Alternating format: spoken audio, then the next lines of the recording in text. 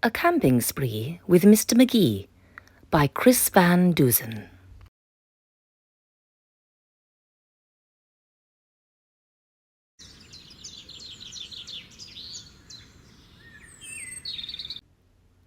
Early one morning at 7:03, Mr. Magee and his little dog Dee packed up the camper and hitched up the load, hopped in the Rambler and then hit the road. They drove to the mountains far from the sea for 2 nights of camping, or possibly 3. "There's nothing like camping," said Mr. Magee.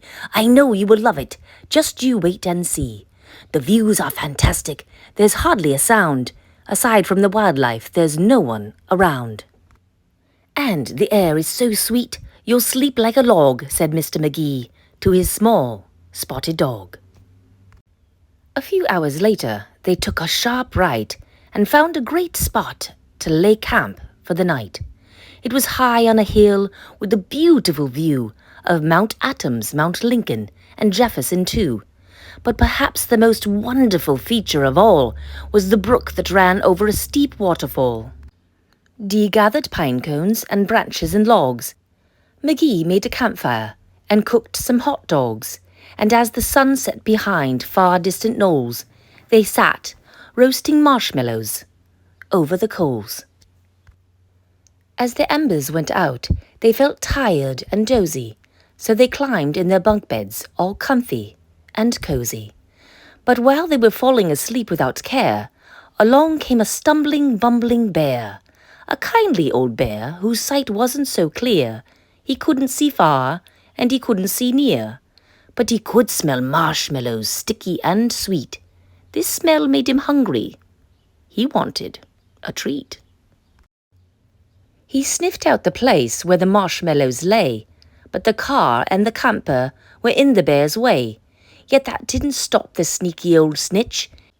He simply tried squeezing right under the hitch, and as he was shimmying into the gap, he pushed up the hitch, which let go with a snap. Now that the camper and car were untied, they started to roll down the rocky hillside. The car bounced away on the old logging road, while the camper was heading to where the stream flowed. It flew down the hill in a wild, bumpy ride, with Dee and Magee sleeping soundly inside. They were snoring and snoozing, enjoying a dream, when splash went the camper right into the stream. The splash shook the camper. They bumped out of bed. "Now what in the world was that?" Magee said. And when he looked out and saw where they were, his hair stood on end, and so did Dee's fur. They were caught in the rapids, but that wasn't all. They were headed smack dab for the big waterfall. Dee and Magee both started to quiver as faster and faster they headed down river. But just when they thought they'd fall over the edge, their camper got stuck on a rock at the ledge. So there they were, stranded, Magee and his pup, on the top of a waterfall, 50 feet up. Meanwhile, that near-sighted bear from before was searching for one little marshmallow more, when lo and behold, as if out of a dream, he spied something sweet floating over the stream. But what the bear thought was a marshmallow treat was really the hitch, and not something to eat.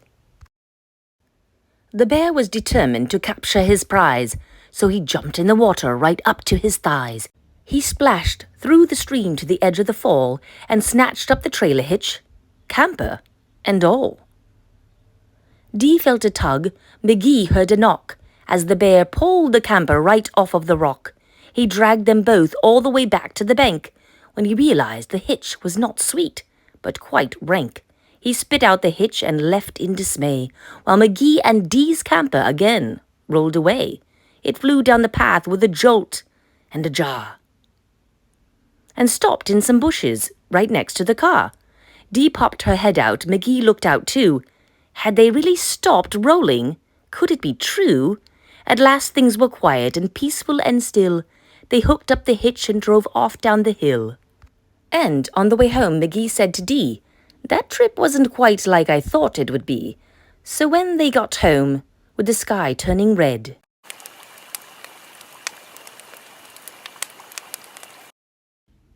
they decided to camp in the backyard instead.